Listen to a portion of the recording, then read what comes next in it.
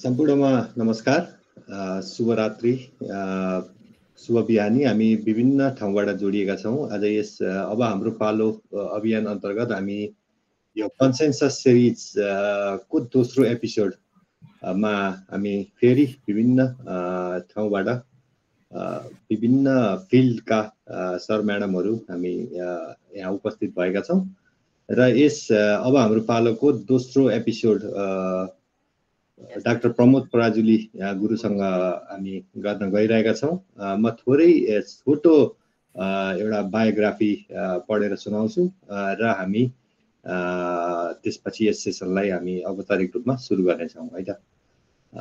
Doctor Pramod Parajuli एक बहुविषयविद professor तथा विद्वान हुनुहुन्छ जो जीवन जीविकोपार्जन, शिक्षा र नेतृत्वलाई नवीकरण गर्ने विभिन्न मार्गहरू खोजिरहनु भएको छ।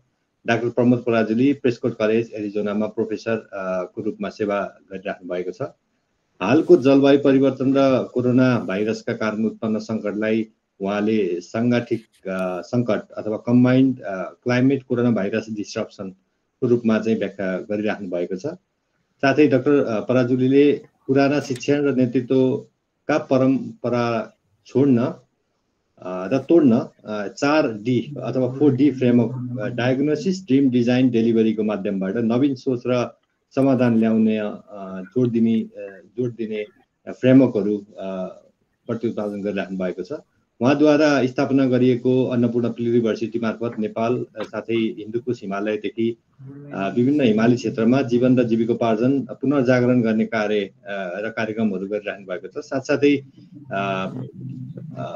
डाक्टर पराजुलीले राजनीतिक परिस्थितिको साथै खाद्य प्रणालीको, शिक्षा र सामाजिक विज्ञानको क्षेत्रमा व्यापक लेखहरू प्रकाशित गरिरहनु भएको छ। साथै उहाँकै नेतृत्वमा सुरु भएको उदाउँदो नेपाल र बृहत हिमालयको रूपरेखा सपनादेखि डिजाइनसम्म Nepal and wider Himalayas dream to regenerative design नामक वाट्सएप ग्रुपमा देश विदेशमा रहनुभएका विभिन्न विद्वानदेखि भुइँ मान्छे साथै विभिन्न बहुसरोकारवालाहरू 280 जना भन्दा बढी जोडिसक्नु भएको छ र नेपालको राजनीतिक, सामाजिक, दैविक साथै विभिन्न रूपान्तरण यो पुनर्जीवनको रूपान्तरणमा विभिन्न विषयमा बहस भइरहेको छ र हामी यस अब हाम्रो पालोको यो दोस्रो एपिसोडमा प्रमोद पराजुली गुरुसँग हामी जोडिनु पाउँदा निकै नै आभारी छौँ र प्रमोद पराजुली गुरुलाई एकदमै स्वागत साथै यहाँ उपस्थित हुनुभएका सम्पूर्ण महानुभावहरूलाई स्वागत टक्राउँदै यो कार्यक्रम सुरु गर्न चाहे। प्रमोद गुरु, द फ्लोर इज योर्स। धन्यवाद। एकदम राम्रो मदनजी, तपाईँले त मैले अलि अनकन्सियसमा बसेका कुरा पनि सबै भनिदिनु भयो। कति राम्रो। So you are observing what I am doing, that's good. एकदम राम्रो। ल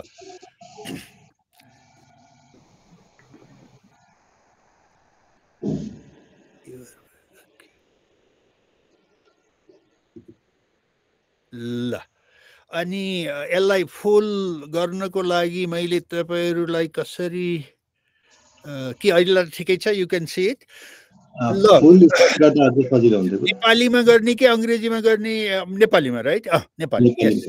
ल आज सबै यो हाम्रो पालो, अब हाम्रो पालोको विशेष समारोहमा मैले केही कुराहरू प्रस्तुत गर्न पाउँदा म असाध्यै खुसी भएको छु र यो पहिलो र इन्ट्रोडक्टरी प्रेजेन्टेसन मात्रै हो र मलाई लाग्छ यहाँको कुराहरू राखिसकेपछि तपाईहरु if you resonate with it, तपाईहरुलाई मन पर्छ भने हामीले वास्तवमा एउटा कोहोर्ट नै बनाएर नेपाली युवाहरूलाई यो उपलब्ध 10 मेबी 10 week 5 week फ्रेमवर्क केही एउटा गर्न सकिन्छ। I am very happy to contribute.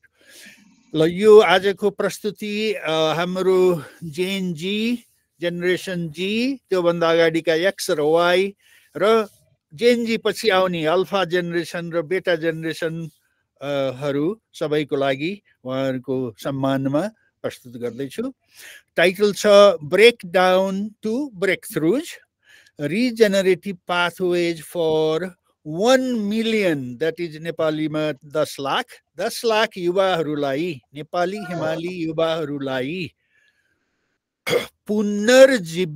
पुनर्जागरण त नेपालमा धेरै भयो, दूषित पनि भयो, तर पुनर्जीवित गर्ने जुनका कुराहरू केही म आज प्रस्तुत गर्नेछु त्यसमा जीवनशालामा के भइराखेको छ, जीविकोपार्जनमा के भइराखेको छ, सिकाइशालामा के भइरहेछ र नेतृत्वशालामा के भइरहेछ। मलाई लाग्छ यी चारवटै कुरालाई हामी सँगसँगै लग्यौँ भने हाम्रा विगतमा भएका जति समस्याहरू हामी एकदम गाह्रो भयो नि पत्ता लगाउन, त्यसको सायद हामीले त्यो फेरि फिर्ता आउँदैन। र मैले अचम्मको कुरा के छ भने मैले 16 वर्षदेखि नै यो कुरा नेपालको नेतृत्वलाई भन्दै आएको कुरा हो। अब आज बल्ल स्पष्ट भयो। उहाँहरूले त्यो कुरा बुझ्नै सक्नु भएन, चाहनु भएन। मैले टप बिपी कोइरालादेखि किसुनजीदेखि अहिलेका नेताहरू, राष्ट्रपतिजी त मेरो एकदम साथी नै हो, उहाँहरूलाई यो कुरा मतलबै भएन। पार्लियामेन्ट ल्याउने, प्रजातन्त्र ल्याउने सब हुन्छ भन्ने विचार थियो। त्योबाट म अनि आफू चाहिँ यिनीहरू यो कुरा बुझ्दैनन् भने मैले आफूले बढी बुझ्नु पर्यो भनेर म चाहिँ स्ट्यानफोर्ड युनिभर्सिटी गएँ 1982 मा। यो धेरै अगाडि वर्षको, धेरै पुस्ता अगाडिको कुरा हो। त्यो चारवटा यल अहिले सबै सम्झिराख्नु होला है त। जीवनशाला जहाँ सबै कुरा हुन्छ, त्यो किन महत्त्वपूर्ण छ? त्यो बायोस्फेरिक हो। म पछि यो देखाउँदै जान्छु। त्यसैको आधारमा जीविकोपार्जन हुनुपर्ने हो र त्यो दुईटालाई सपोर्ट गर्नलाई हाम्रो सिकाइशाला हुनुपर्ने हो। सिकाइ भन्ने, लर्निङ भन्ने चिज, र त्यसै अनुसार भयो भने राम्रो नेतृत्व आउँछ। हो, त्यो अब म गर्दैन। अब दोस्रोमा हामी छ 2025 मा हामी जुन स्थितिमा छौँ नि, बायोस्फेरिकमा के भइरहेछ, सामाजिक, आर्थिक र राजनीतिकमा के भइरहेछ, र हामी प्रत्येक अर्गानिजम र सुपर अर्गानिजममा के भइरहेछ यो बुझ्नुपर्छ। यो नबुझिकन पहिलाको जस्तो म व्यक्तिले यो गर्न चाहन्छु, यो हुन्छ, यो हुनुपर्छ भन्ने सायद अब त्यो एकदम केटकेटीपन हुन्छ, एकदम मूर्खाइ हुन्छ। सो पहिलो कुरा, कुन इतिहासको कुन जियोलोजिकल फेजमा हामी छौँ, बायोलोजिकल फेजमा हामी छौँ, त्यसलाई हामी भन्छौँ बायोजियोकेमिकल साइकल्स। त्यो कोभिड म पछि देखाउँछु तपाईँलाई। कोभिडको घटनापछि र जुन जलवायुमा जे भइराखेको छ त्यो हामी अब एकदम नयाँ साइकलमा छौँ। त्यो बुझ्नुपर्छ पहिला। मलाई लाग्छ हामी यदि साँच्ची नै पुनर्जीवित गर्ने हो भने त्यो नबुझिकन त्यो खाली त्यो नेपालका पार्टीहरूको जस्तो एकदम के भन्छ भुइँफुट्टा हुन्छ। खास तल केही पनि थाहा छैन, तर भुइँफुट्टा।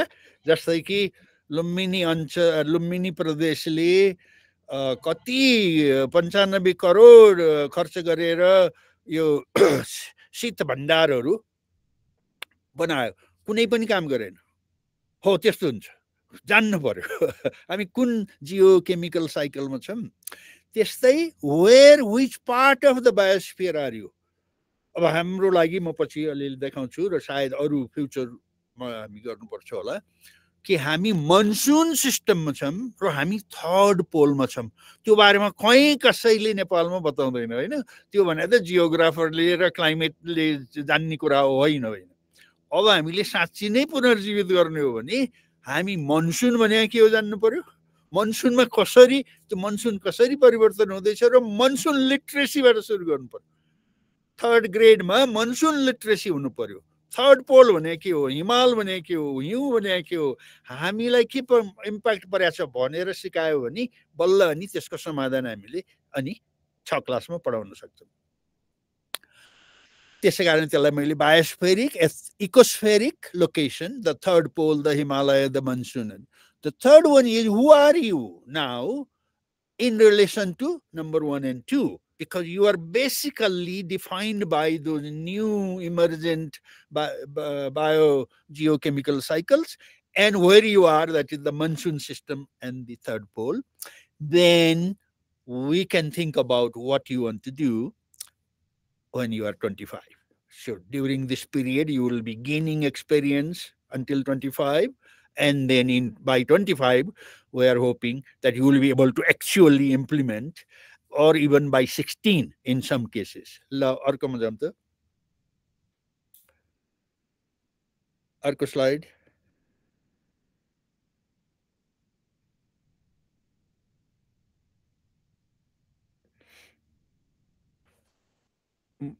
स्लाइड मैले त देखाएको छैन मदन ओके अच्छा यसमा के छ कि 2019 नोभेम्बरमा इफ यु रिमेम्बर त्यो करिब करिब 5 वर्ष 6 वर्ष अगाडि अब नोभेम्बर त आउँदैछ नि जब चाइनामा त्यो कोभिड सुरु भयो अफिसियल्ली त्योभन्दा अगाडि नै कोभिडका विभिन्न भेराइटीहरू म एउटा सेसन पुरा त्यसमा 1970 देखि एड्स देखि इबोलादेखि कहाँ के भयो र अनि यो कोरोना भाइरस नि एउटा त्यसको सेप एउटा एक्सप्रेसन हो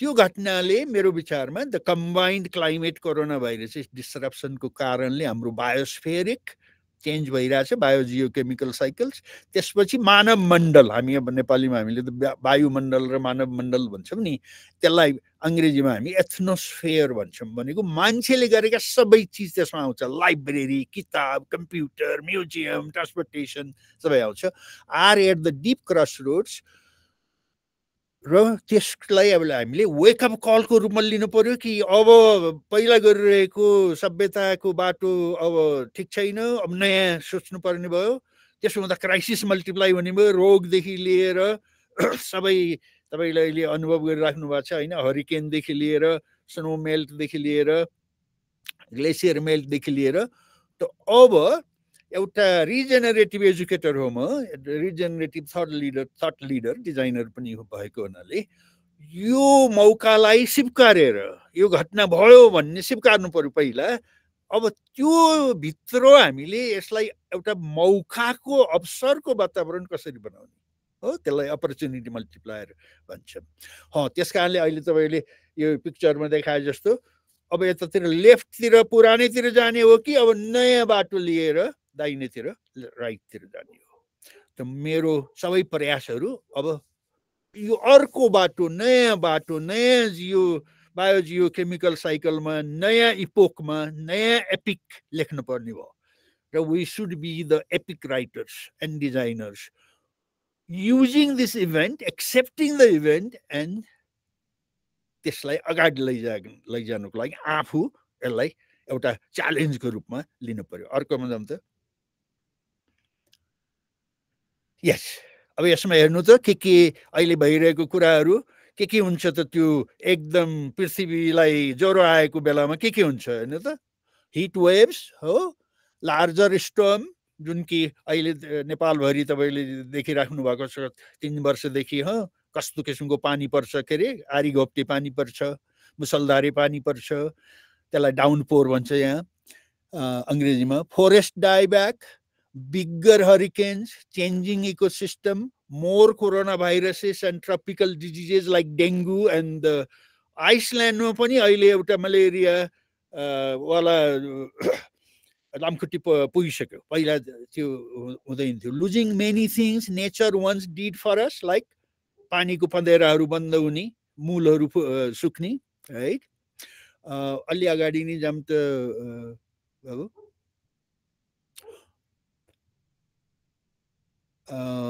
अगाडि भनेको 4 मा जानु त 4 नम्बर 4 अच्छा food shortage nastier bugs more death from climate driven international conflict energy food water including जुन जेएनजी को अहिलेको विगत 6 महिना भित्रका आन्दोलनहरू त्यही भित्र पर्छ त्यसमा यो खाली मान्छे रिसाएको मात्रै भएन अब यो पृथ्वी नै गर्मी भएर टेम्परेचर ज्वरो आएको बेलामा के हुन्छ अब त्यो मानव त्यो भित्र पर्छ म पछि तपाईलाई अरु देखाउँछु ल दोस्रोमा जानु त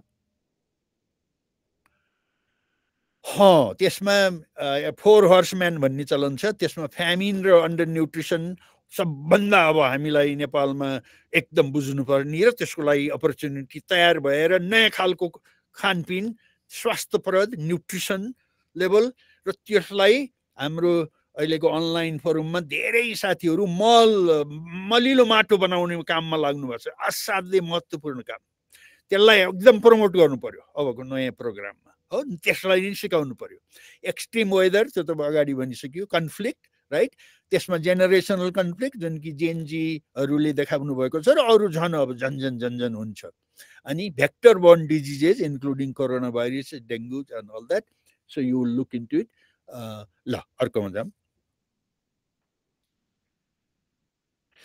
अब मान्छे यस्तो किसिमको घटना भएपछि मान्छेको स्वाभाविक बिहेभियरल साइकोलोजिकल टेन्डेन्सीहरू हुन्छ हैन पहिला त फ्रिज हुने हैन कति मान्छेहरू त अब एकदम बेकममा भइसक्यो उनीहरू अब यति पुरानो व्यवस्थामा उनीहरू यति व्यस्त थिए अस्तव्यस्त थिए कि उनीहरू अब नयाँमा कसरी काम गर्ने भन्ने नै एकदम they are lost so freeze कुनै फाइट ल म त फाइट क्लाइमेट चेन्ज हुन्छ नि मूर्ख कुरा हो कहाँ फाइट हुने चेन्ज भइसकेको क्लाइमेटसँग काम कसरी गर्ने भन्ने जानु पर्यो सी हाउ इन्ट्रेस्टिङ अनि फ्लाइट भनेको त्यसो भए म यहाँ बस्दिनँ अथवा म कहीँ जान्छु अथवा परिवार छाड्छु डिभोर्स गर्छु इत्यादि र अब मैले के प्रस्ताव गर्छु भने होइन अब हामीले के यसलाई के मौकाको अवसरको रूपमा लिनु पर्यो भने पुरानो सभ्यता वास्तवमा राम्रो थिएन किनभने यसले पृथ्वीलाई बिरामी ज्वरो आउने गरायो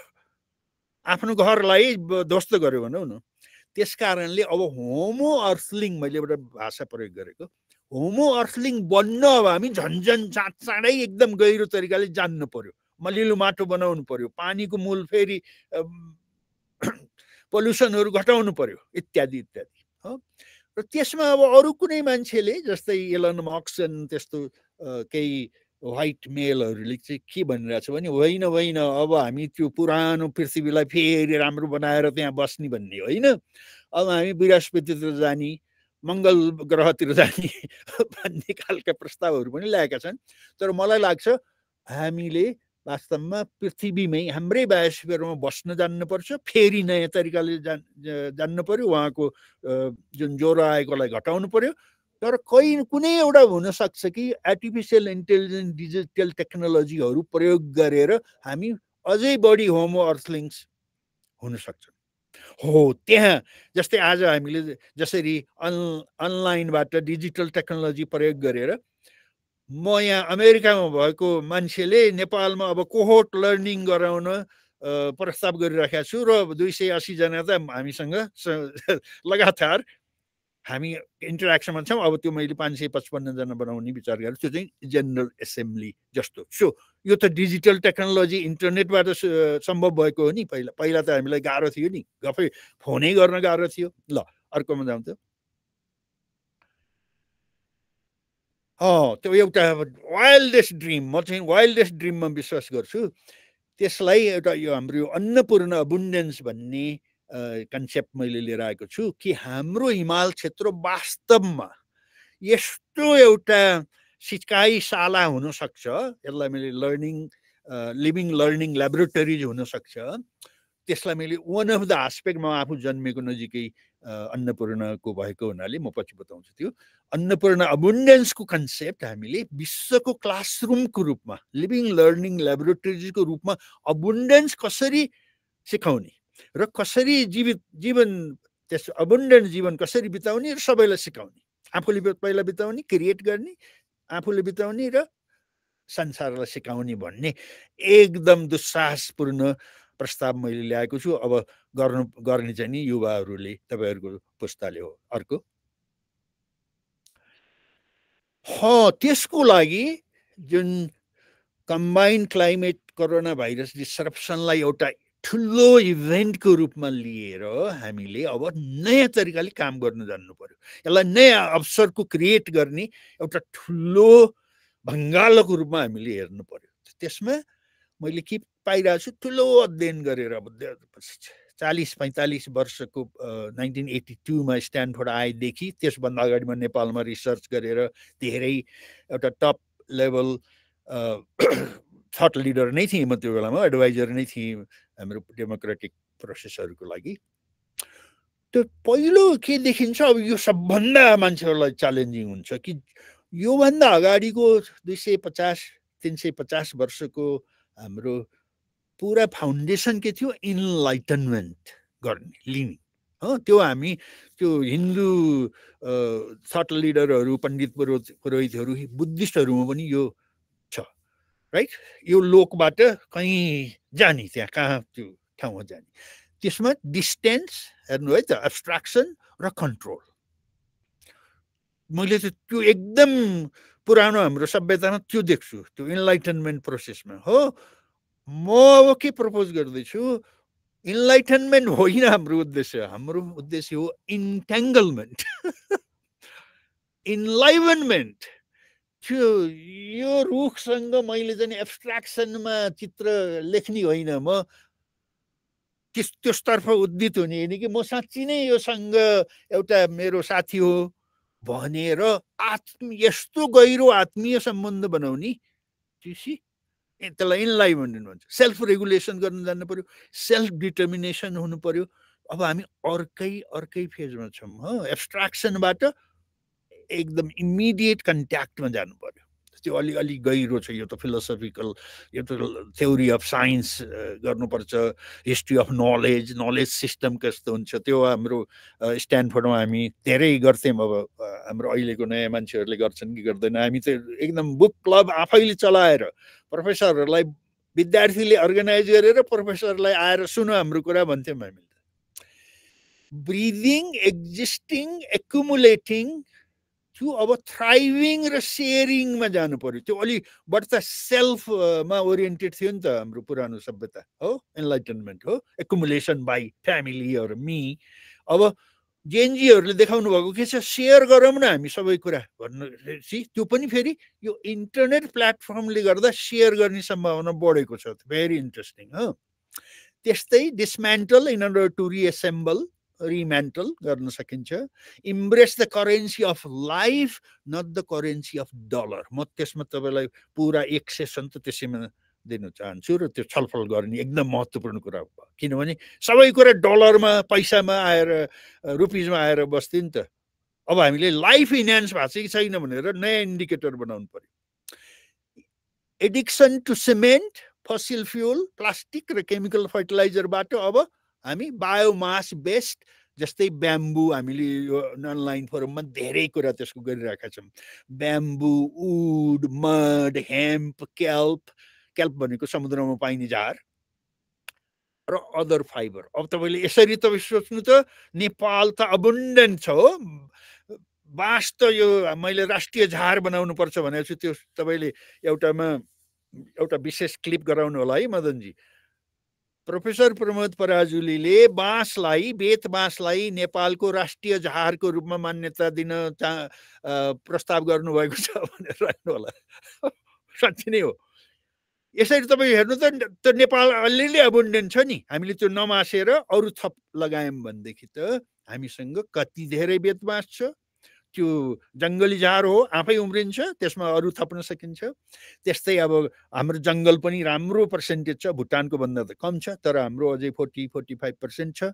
मड, हेम्प र अर्को एउटा जेएनजी र अब आउने नयाँ पुस्तालाई र अहिले हामी तपाईँहरूको पनि पुस्तालाई म के भन्छु भने, नेपाललाई तपाईँले पोखराबाट मात्रै नहेर्नुहोस्, भैरवाबाट नहेर्नुहोस्, काठमाडौँबाट, विराटनगरबाट नहेर्नुहोस्, डोल्पाबाट हेर्नुहोस्, मुस्ताङबाट हेर्नुहोस्, हुम्लाको लिमी भ्यालीबाट हेर्नुहोस्, त्यो पनि सबै नेपाल हो। ओलाङचुङगोलाबाट हेर्नुहोस्, अनि बल्ल तपाईँ नेपाल बुझ्नुहुन्छ। र हामीलाई पढाएको थियो नि, हिमालको काखमा नेपाल छ, त्यो होइन रहेछ। वास्तवमा हिमाल नेपालको काखमा रहेछ। त्यसकारणले हामीले हिमालय वाइड लिडरसिप लिनुपर्ने स्थिति, हामी जतिको धेरै हिमाल हामीभित्र भएको अरू छैन। Very interesting. त्यसकारणले हामीले नेपाल भने के हो भन्ने नै नयाँ तरिकाले हामीले सोच्नु पर्यो। र डिस्कर्सिभ पेसिमिजम जुन अहिले काठमाडौँमा रोग लागेको छ नि, हो, करिब 555 जना त खाली निराशाको गफ गर्ने, किन बर्बाद भइरहेछ भन्ने मात्रै पण्डितगणबाट हामी डिजाइनद्वारा नयाँ आशा पलाउनु पर्यो। त्यस्तै एकदम वाद विवादमा नेपालीहरू पनि पुरा त्यो, किनभने त्यो हाम्रो सांस्कृतिक एजुकेसन घोकन्ती विद्याबाट त्यो त्यस्तो आइडियोलोजीमा मान्छे फस्दो रहेछ। त्यस कारणले कति मान्छे साम्यवादी छ त्यहाँ, तर साम्यवाद भने साँच्ची नै के हो 2-3 जना बाहेक कसैले त्यो गरेको छैन। तर उसलाई मनमा चाहिँ म साम्यवादी हुँ भनेर कविता लेखा छ, किताब लेखा छ, के गरेछ के गरेछ। ल दोस्रोमा जाउँ त। त्यस्तै new design and system that find solutions, अर्को एडभोकेसीबाट इन्क्वायरीमा जानु पर्दो रहेछ। त्यो म स्ट्यानफोर्ड गएपछि मैले ठ्याक्कै सुरु गरिहालेँ। म यो जिन्दाबाद हो, यो मुर्दाबाद, ढुङ्गा हान्नी फाल्नी गर्नुभन्दा इन्क्वायरी किन, कसो, कहाँ, ऐतिहासिक रूपले के भयो भनेर जान्नु पर्यो। त्यस्तै युनिभर्सिटी भन्ने कन्सेप्ट पनि त्यो इन्लाइटनमेन्टमा आधारित थियो। हो, अब तपाईँहरूले यसलाई कसरी लिनुहुन्छ, राम्रो गरी सोच्नु होला, नातिनुहोस् नमात्तिनु। मैले यी कुराहरू त्यसै भनेको छैन, तर यसको लागि धेरै गहिरो ऐतिहासिक अध्ययनहरू गर्नुपर्दो रहेछ। त्यस कारणले मैले युनिभर्सिटीबाट प्लुरिभर्सिटिज भन्ने कन्सेप्ट प्रस्ताव गरेको छु। यो चाहिँ संसारकै लागि नयाँ हो। किनभने अब म जस्तो आफ्नो गाउँ छाडेर, देश छाडेर, भाषा छाडेर, खानपिन छाडेर स्ट्यानफोर्डमा गएर स्कलर हुनुपर्ने आवश्यकता छैन। गाउँमै आफ्नै ठाउँमा बसेर सबै कुरा सिक्न सकिन्छ। र म अब त्यो एक्सपेरिमेन्ट गर्दैछु होइन, तपाईँको अनलाइन फोरमका 300 जना साथीहरू। र अब मैले भन्दैछु जस्तै कि अब तपाईँहरू 15 जना युवाहरूले, मदन र अरू सबैले, समीरहरूले एउटा अर्गनाइज गरेर ल 5 विकको अथवा 10 विकको इन्टेन्सिभ डिस्कसन, इलुस्ट्रेसन, डिजाइनको एउटा सेसन गरौँ। त्यो 5 वटा त्यस्ता कोहोटहरू गऱ्यौँ भने अनि कुनै युनिभर्सिटीसँग गरेर ल उहाँहरूलाई they are ready for to become a regenerative educator in the Himalayas भनेर डिग्री दिउँला। Imagine like that. यो सी, त्यसको लागि देश छान्नु परेन, भाषा छान्नु परेन, आफ्नो इष्टमित्र छान्नु परेन। अनि विदेश जाने भने तपाईँ टुरिस्टको रूपमा, एउटा गेस्टको रूपमा जानु न, त्यहाँ आफ्नो राम्रो काम आफ्नो ठाउँमा गरेर अनि अर्को राम्रो काम गर्नेको मान्छे पोल्यान्डमा अथवा अमेरिकामा अथवा क्यानाडामा अथवा पेरुमा, हे साथी म यस्तो गर्दैछु, म तिम्रो काम हेर्न आउँछु, मेरो काम हेर्न तिमी आऊ भन्ने भयो नि। अब are you share it through Google Meet like this or Zoom meet like this है। त त्यसरी अब यो dead end of the techno industrial प्याराडाइमबाट लिभिङ इन्ट्याङ्गल्ड सिभिलाइजेसन बनाउनु पर्यो। त्यसमा मैले के गर्ने, नदीहरूमा के हुनुपर्छ, माटोमा के हुनुपर्छ, पोलिनेटरहरू कस्तो हुनुपर्छ, फुड सेक्युरिटी, फुड एबन्डेन्स कसरी गर्ने, त्यसमा मैले हाम्रो नेपाली हिमाली क्षेत्रलाई 3 क्षेत्रमा असाध्यै मैले प्रोमिसिङ देख्छु होइन, फुड, फाइबर र फ्लेभर। इमेजिन, किनभने हाम्रो त मेडिसिनल प्लान्टहरूको यस्तो सम्भावनाहरू छ। त्यस्तै नदीहरूलाई हामीले पवित्र राख्नु पर्यो, त्यहाँबाट पल्युट गर्नु पनि भएन र त्यहाँबाट बालुवा र गिट्टीहरू गरेर पैसा कमाउने त्यो जस्तो मूर्खता, त्यसलाई सभ्यता बनायो भने त तपाईँले खरबौँ पैसा, खरबौँ डलर वर्षको आउने थियो, तर हामीले 1000 रुपियाँ कमाइरहेछौँ त्यो बालुवा निकालेर। त्यो हाम्रो बुद्धि नभएर। ल अर्कोमा जाऊँ त। त्यो टेक्नो इन्डस्ट्रियल सिस्टमको अर्को एउटा समस्या के छ, त्यो सिमेन्टको प्रयोगद्वारा सबै कुरा मरिराखेको छ, प्लास्टिक त्यस्तो छ, फसिल फ्युल र केमिकल फर्टिलाइजरहरू।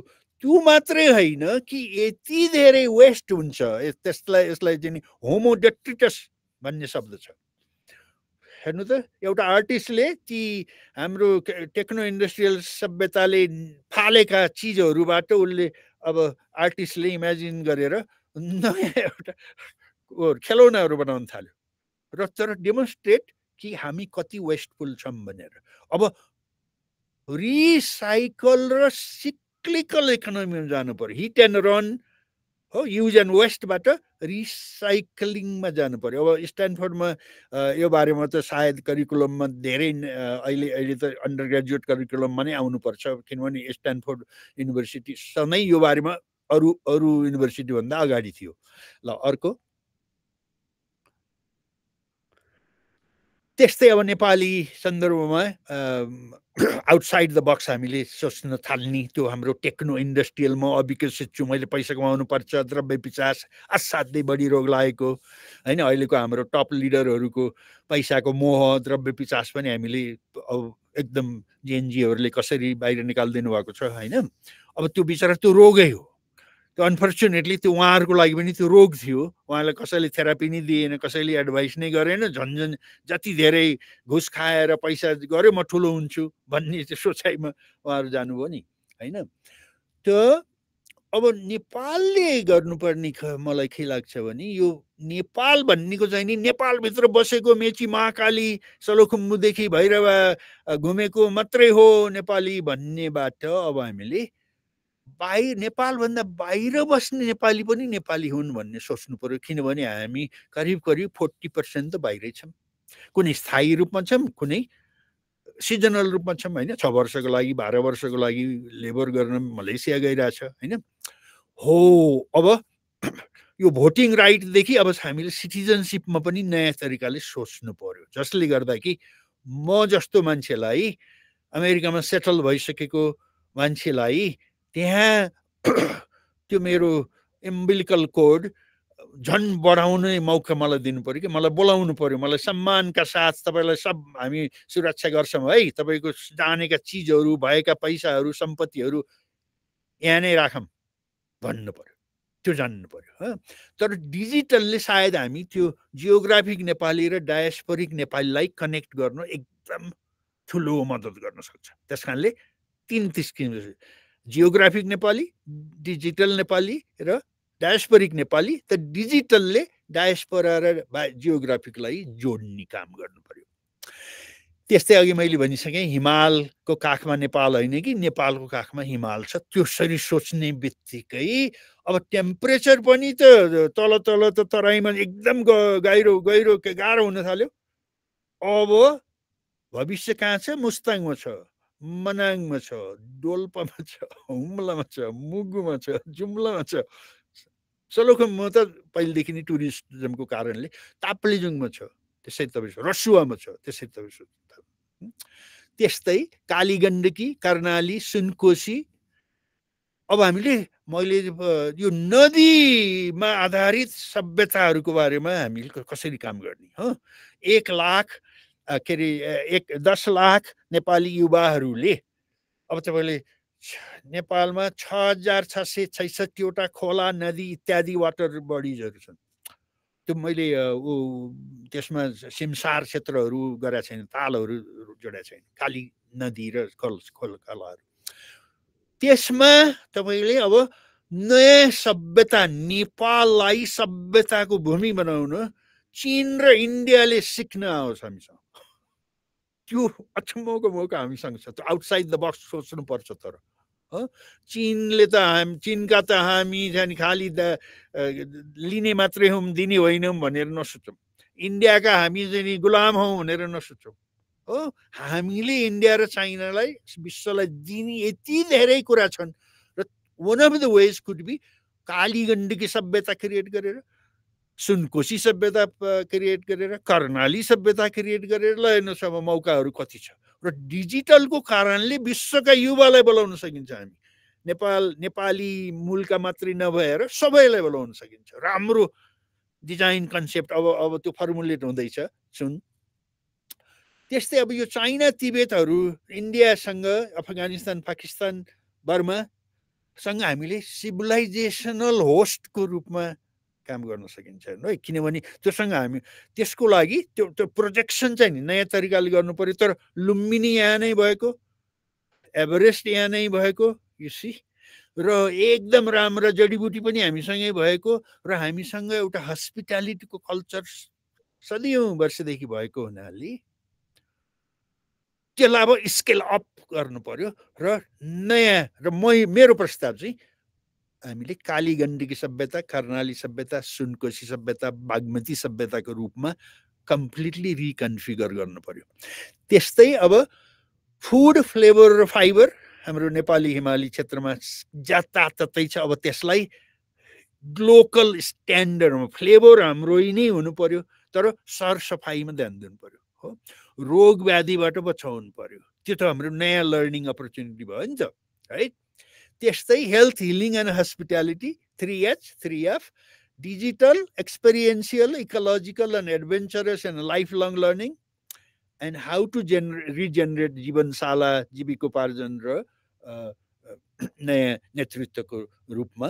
ल यसरी तपाईँ अब सोच्न थाल्नु त आउटसाइड द बक्स। हामी त गोरु देशबाट सबैको लागि सिपाही हुने, लाउरे हुने, पाले हुने, त्यो ब्याङ्कमा चाहिँ नि पहरेदार बस्नेबाट सबभन्दा डर्टी, डेन्जरस र डिहाइड्रेटिङ काम गर्नेबाट गुरु देश हुने सम्भावना छ। ल अर्कोमा जाउँ त मदनजी।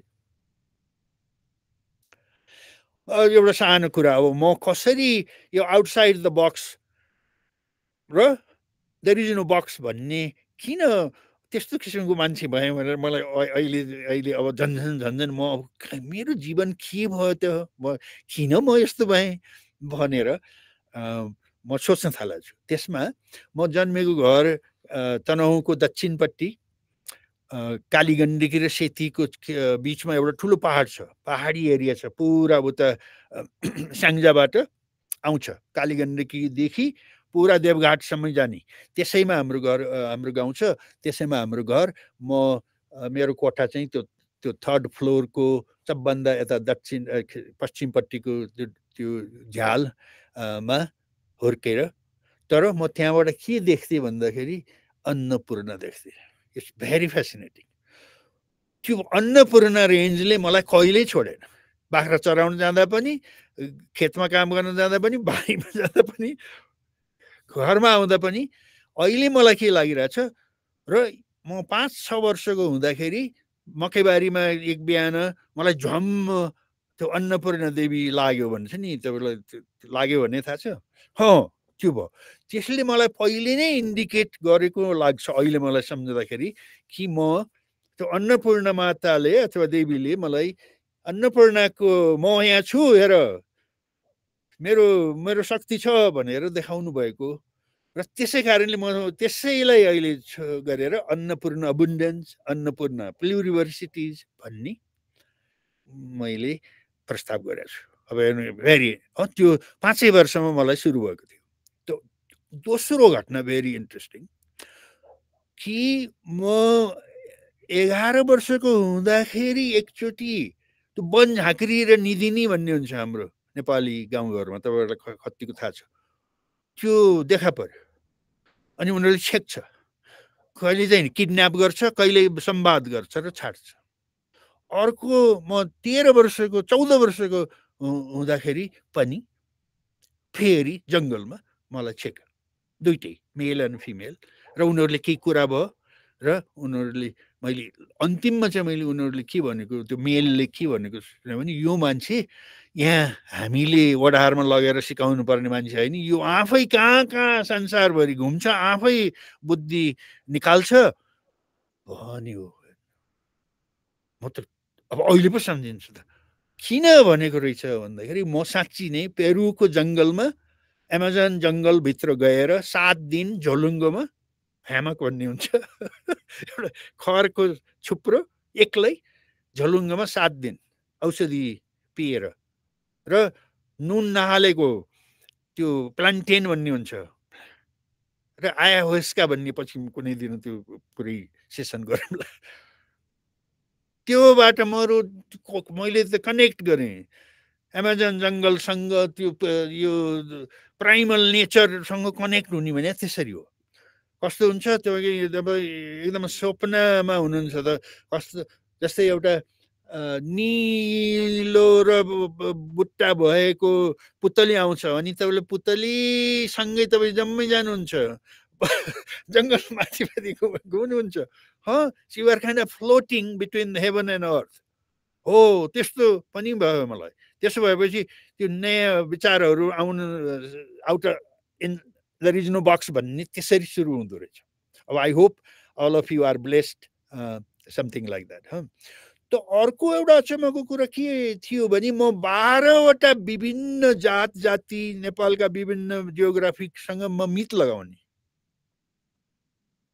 त्यसको मतलब के हो भने म कहिले पनि त बाहुनको छोरा हो भन्ने भएन। मलाई मगर गाउँले हुर्कायो, ठकुरी गाउँहरूले हुर्कायो, कामी दमै सार्की भन्थ्यौँ हामीले। उहाँहरू सबै हाम्रो परिवारको सदस्य हुनुहुन्थ्यो। उहाँहरूमा केही भयो भने हामी जान्थ्यौँ, हाम्रोमा केही हुने बित्तिकै उहाँहरू सबै भाग लिनुहुन्थ्यो। हो त्यो कम्पोजिट नेपाल पनि मसँग सानैदेखि म कम्पोजिट नेपालमा विश्वास गर्छु।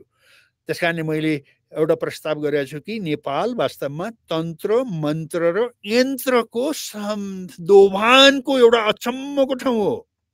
त्यसलाई हिन्दू भनेर, बुद्धिस्ट भनेर, मुस्लिम भनेर, क्रिस्चियन भनेर गर्नु एकदम नराम्रो। हाम्रो त बुद्धि नपुगेको हो। हामी त ती इन्डिभिजुअल रिलिजन भन्दा त हामी कति गहिरो छौँ, कति माथि छ, माथि त नभनौँ, गहिरो छौँ। र त्यसैले हामीलाई यस्तो धेरै भाषा उहरू जो विभिन्न ठाउँबाट आएका, हामी त साइबेरियाको ब्लड लाइन पनि हामीसँग छ, जापानदेखिको, किनभने त्यो सबै माइग्रेसन हुँदाखेरि अनि हिमालमा आएर टक्किन्छ के, अनि सेटल हुन्छ। भेरी उता केरला गुजरातदेखिको हामीसँग छ, उता इरानदेखिको हामीसँगै छ भने हामीले त त्यसलाई एप्रिसिएट गरेर अर्को लेभलमा लैजानु पर्यो कि। त्यो सबै कारणले गर्दाखेरि अब मैले कसरी यो कम्बाइन क्लाइमेट कोरोना भाइरस डिस्ट्रप्सनको बेलामा हाम्रो जिन्दगी कस्तो हुन्छ ल, मैले अब यसमा कसरी आर्टिकुलेट गरेको छु। यसमा फिलोसफी पनि छ, एथिक्स पनि छ, बायोलोजी पनि छ, केमिस्ट्री पनि छ, फिजिक्स पनि छ, सोलर सिस्टम पनि छ।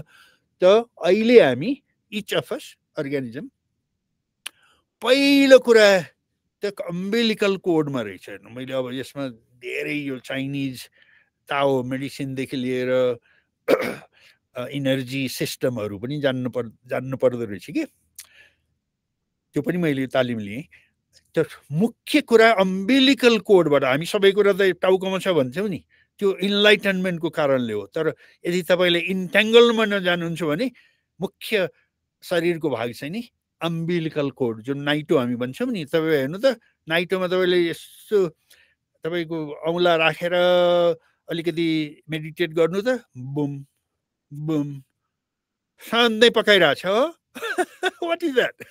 द्याट्स द लाइफ फोर्स हो। त्यहाँ ध्यान दिनु पर्यो तपाईँले। त्यहीँबाट तपाईँले बायोस्फियर र सुपर अर्गानिजम र अर्गानिजमको बिचको पुल त्यहाँ छ, त्यो हामीले बिर्सिन्छौँ। हो, त्यहाँ त छुनै हुँदैन, लाज लाग्छ भने पहिलो डिस्टेन्स त्यहीँबाट भयो। त्यसपछि अम्बिलिकल कोडबाट बायोफिल, त्यो हामीले माइक्रोबायोम भन्छौँ नि, पेटभित्रका ती ठुलो आन्द्रो र सानो आन्द्रोहरू, that's where it is cooking. Your life is cooking. तपाईँले भात पकाए जस्तै तपाईँको जिन्दगी चाहिँ त्यहाँ पाक्या हुन्छ प्रत्येक सेकेन्डमा, फ्र्याक्सन अफ अ सेकेन्ड। त्यो बारेमा हामीलाई थाहा, क्लुलेस। अब त्यो जान्नु पर्यो हामीले। त्यो माइक्रोबायोमलाई सबभन्दा धनी बनाउनु पर्यो, त्यसलाई बगैँचा जस्तो बनाउनु पर्यो। त्यसपछि हाउस होल्डमा गयो होइन। अनि हाम्रो प्रत्येकको आफ्नो घर हुन्छ नि, कि 3 जनाको घर परिवार हुनसक्छ, 5 जनाको हुनसक्छ, 8 जनाको। हाम्रो त 12 जनाको थियो। त ती हाउस होल्डहरू एउटा बायो रिजनमा, जसरी कि मैले काली गण्डकी सभ्यता, कर्णाली, कोशी, सुनकोशी भनेको छु नि, बागमती भनेको छु नि, त्यो बायो रिजन हो। त्यसलाई भ्यालीको रूपमा पनि हेर्न सक्नुहुन्छ, एउटा पहाडी श्रृङ्खला पनि हेर्न सक्नुहुन्छ, नदीको कहाँबाट कहाँ पुगेको छ त्यसको नदीले कनेक्ट गरे हुन्छ नि त। हाम्रो काली गण्डकीले दामोदर कुण्ड जुन कि अलमोस्ट तिब्बती पठारमा छ वहाँ, अनि त्यो काली गण्डकीको पानी मुक्तिनाथ हुँदै राइट मुस्ताङ हुँदै अनि म्याग्दी अनि पर्वत बागलुङ त्यसरी स्याङ्जा पाल्पा, म त पुरै काली गण्डकी त पुरै गएको छु, अनि देवघाट हुँदै अनि चितवन भएर इन्डिया जान्छन्। त्यो हामीले त्यो काली गण्डकीलाई किन इन्डिया र तिब्बत चाइनासँग सिभिलाइजेसनल लिङ्कको रूपमा किन नहेर्ने, किनभने त्यो प्रकृतिले अगाडि नै दिनुभएको छ र धेरै काली गण्डकी नेपालमा बग्नुहुन्छ भने हाम्रो रेस्पोन्सिबिलिटी के भयो, काली गण्डकी सभ्यता बनाउन इन्डिया र चाइना र संसारलाई बोलाउन पनि त सकिन्छ त्यसरी। र त्यो अनि हामी बायोस्फियरभित्र छौँ र त्यो बायोस्फियर चाहिँ सोलर सिस्टम ग्यालेक्सी इत्यादिमा छ। त्यो मेरो अहिलेको लागि 2025 को लागि मोडेल हो। अब त्यसमा तपाईँले कस्तो किसिमको करिकुलमले त्यो अम्बिलिकल कोडदेखि ग्यालेक्सीसम्म लैजाने र त्यसलाई सचेत बनाउँछ। अब नयाँ करिकुलम त्यस्तो हुन्छ, तर सभ्यता बनाउनेमा जाँदाखेरि एकदम अन्डरग्राउन्ड भयो नि, त्यसमा अनि गण्डकी र पानीको फ्लो, अब त्यसमा सबै लाइफ भन्या नै त्यसैमा छ, माछादेखि लिएर हो समुद्रको कनेक्सनदेखि लिएर सबै कुरो त्यसैमा छ। तर म त्यहाँ आउनुभन्दा अगाडि सोसल साइन्समा बढी पढेको र अलिअलि इकोलोजी पढेको यो 2002 मा भनेको आजभन्दा 23 वर्ष अगाडि मैले यसरी सोचेको थिएँ। त्यो कसरी यो मोडेल निस्क्यो भने म 1999 र 2000 को 9 महिना एउटा ब्याकप्याक बोकेर, ब्याकप्याक एउटा मात्रै अलाउड, एउटा ब्याकप्याक र एउटा सानो ब्याग, 9 महिना 6वटा देशमा गएँ, 28 वटा विद्यार्थीलाई लिएर, अमेरिकन युनिभर्सिटीका कलेजका विभिन्न ठाउँका लिएर। त्यसले मलाई त पहिला हामी वासिङटन डिसी गयौँ, त्यसपछि हामी इङ्ल्यान्ड गयौँ, वासिङटन डिसीमा 2 महिना पहिला, अनि इङ्ल्यान्डमा 2 महिना 2 हप्ता वासिङटन डिसीमा, अनि त्यसपछि तान्जानिया, अनि इन्डिया, अनि न्युजिल्यान्ड, अनि मेक्सिको, अनि अन्तिममा आएर फेरि 2 हप्ता हामी बस्टनमा बस्यौँ। यो 9 महिनाको travelling curriculum, mobile learning with 28 students, and हामी फ्याकल्टी चाहिँ 4 जना रेगुलर फ्याकल्टी, 9 महिना पुरै जहाँ पनि जाने, अनि अरू त्यहाँ स्थानीयमा इन्डियामा इन्डियाको टिम छ, तान्जानियामा तान्जानियाको टिम छ, हामीलाई सबै उनीहरूले देखाउँछन्, अब्जर्भ, फिल, एक्सपिरियन्स अनि डिस्कस। फेरि यसरी हो त्यो 9 महिनाको संसार भ्रमण अलमोस्ट भएपछि मैले यो मोडेल निकालेँ कि मुख्य रहेछ इकोनोमी र इकोलोजीको बिचमा। अब यो करिकुलम भित्र अब हामीले त्यो अघिको कछुवा जस्तो कुरा ल्याउनु पर्यो कि, त्यो लिक्विड, त्यो फ्लुइडिटी, यसमा मोर म्याटर छ हो, सलिड छ यो फ्रेमवर्कमा तर यो बिचमा 2000 देखि 2025 मा म मोर एन्ड मोर इकोलोजिकल भइरहेको छु। मेरो पुरा एक्सपिरियन्स, पढाइ, सोचाइ, त्यस कारणले मैले अब जीवन भनेको चाहिँ एउटा कछुवाको फ्लोटिङ कछुवा जस्तो भनेर म 2020 मा आएँ। तर त्योभन्दा अगाडि म पनि भेरी मेटेरियलिस्टिक थिएँ। त्यो अब कुन किसिमको किताब पढेको थियो, त्यो लेभल अफ थिङ्किङ तपाईँको कुन थियो, तपाईँ इन्लाइटनमेन्टतिर हुनुहुन्थ्यो कि इन्ट्याङ्गल हुनुभएको छ? Do you see the how the my मन ट्राभलिङ इज भेरी इन्ट्रेस्टिङ।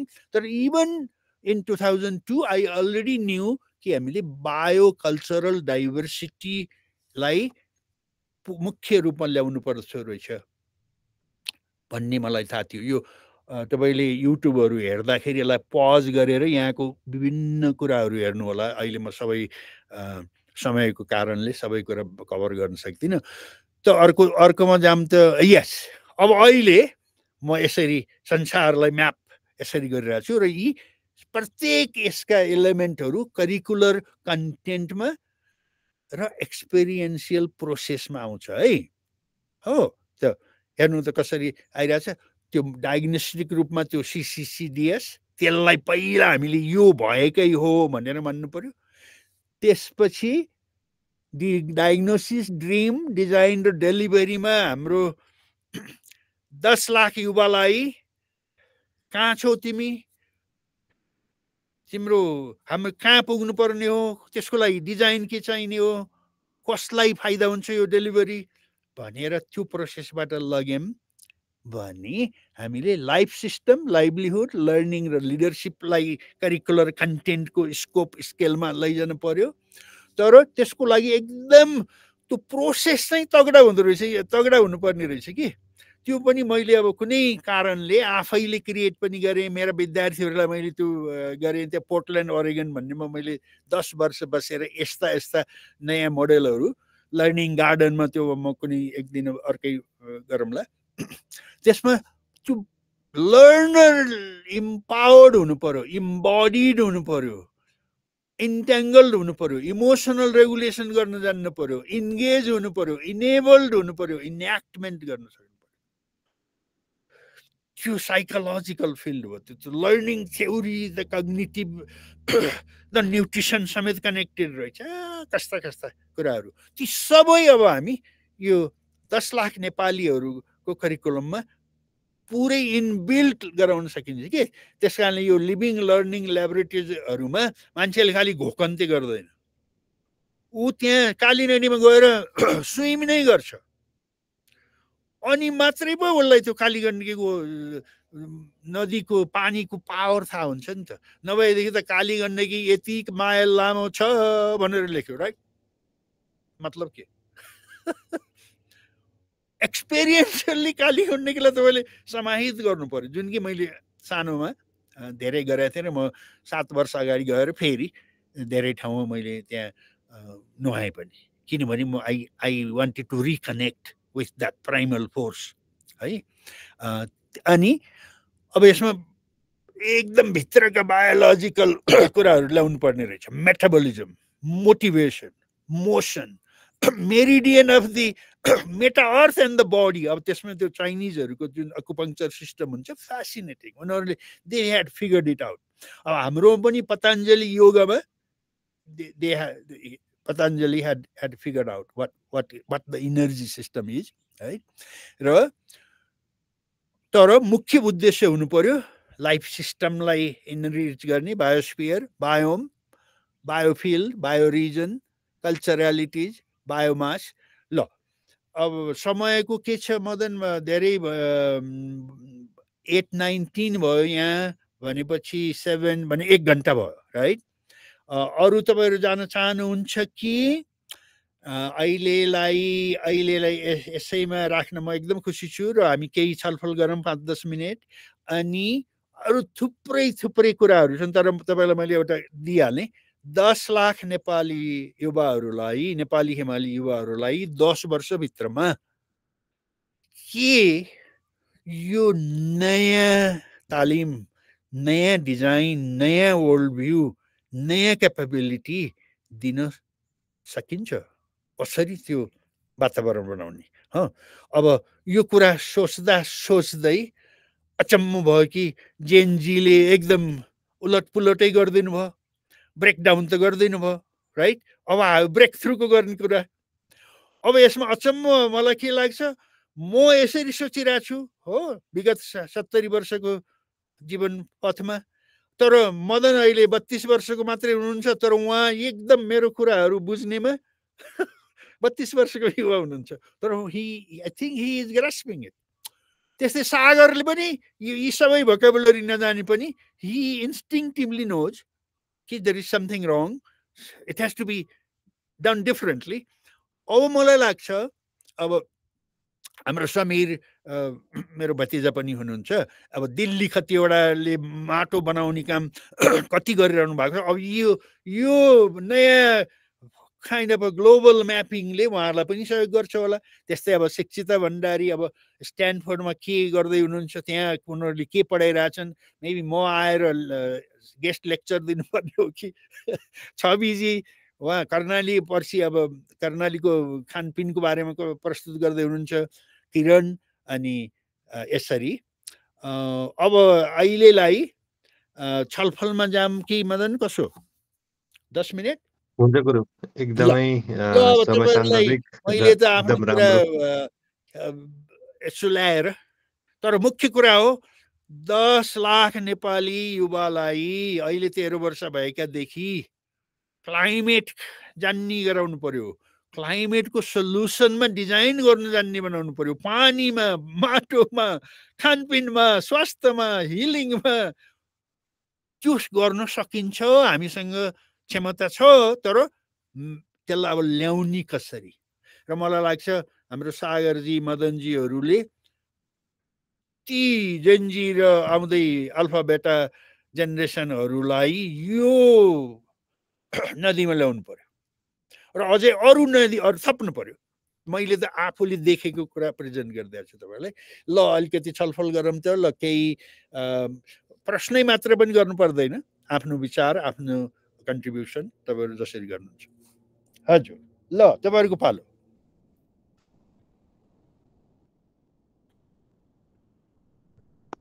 हस्, एकदमै समय सान्दर्भिक र एकदमै इनरिचिङ प्रस्तुति प्रमोद गुरुबाट हेर्न, देख्न र अनुभव गर्न पाइयो। एकदमै समयको लागि र यो एकदम इनरिचिङ कन्टेन्टको लागि एकदम आभार छौँ हामी। ल अब सहभागी साथीहरूले केही आफ्ना प्रश्न साथसाथै आफ्नो अब्जर्भेसन, आफ्नो केही स्टोरिज केही रिलेट गर्न चाहनुहुन्छ भने गर्न सक्नुहुन्छ। दिल्ली सर। हजुर, नमस्कार हजुर। सम्पूर्ण ग्रुपमा हुने आफूले मान्ने दाजुहरू र दिदीबहिनीहरूमा सम्पूर्ण मेरो नमस्कार। मैले कृषिको क्षेत्रमा तपाईको धेरै पैसा डुबाएँ अर्ग्यानिक गर्छु भनेर। जुन दिन मैले ओडब्ल्युसी भेटेँ र कृषिको गहिराई के हो त भन्ने कुरो मैले थाहा पाएँ, त्यस पछाडि म यसमा लागेको आज 7, 8, 9 वर्ष जति भइसकेको छ। सम्पूर्ण कुराहरू यसबाट हामी गर्न सक्छौँ र अरू हरेक किसिमका टेक्नोलोजीहरू छन् र अरू टेक्नोलोजीबाट अर्ग्यानिकमा साथीहरू त जान त खोज्नुहुन्छ। मैले 4 वर्ष 5 वर्षदेखि गोबर मल मात्रै हालेको छु, रासायनिक हालेको छुइनँ भन्न त भन्नुहुन्छ। तर यो नभइकन त्यो गोबर मल पनि अहिले बिरुवाले लिन सक्ने स्थिति देखिनँ मैले चाहिँ। तराईको भेकमा चाहिँ, पहाडीमा म भन्न सक्दिनँ। र यो प्राकृतिक कुराहरू रहेछ, यो ब्याक्टेरिया भन्ने कुराहरू चाहिँ। र यी जम्मै कुराहरू चाहिँ के हो त भन्दाखेरि तपाईको पृथ्वीबाटै निकालिएका ब्याक्टेरिया छन्। र अहिलेसम्म धेरै कुराहरू बुझ्दै जाँदा खोज्दै जाँदाखेरि वैज्ञानिकहरूले पनि 1% 2% मात्रै ब्याक्टेरियाको पत्ता लगाउन सकेको रहेछ। त्यहाँभन्दा बढी लाखौँ ब्याक्टेरिया भएको ठाउँमा त्यो पत्ता लगाउन सकेको रहन्छ।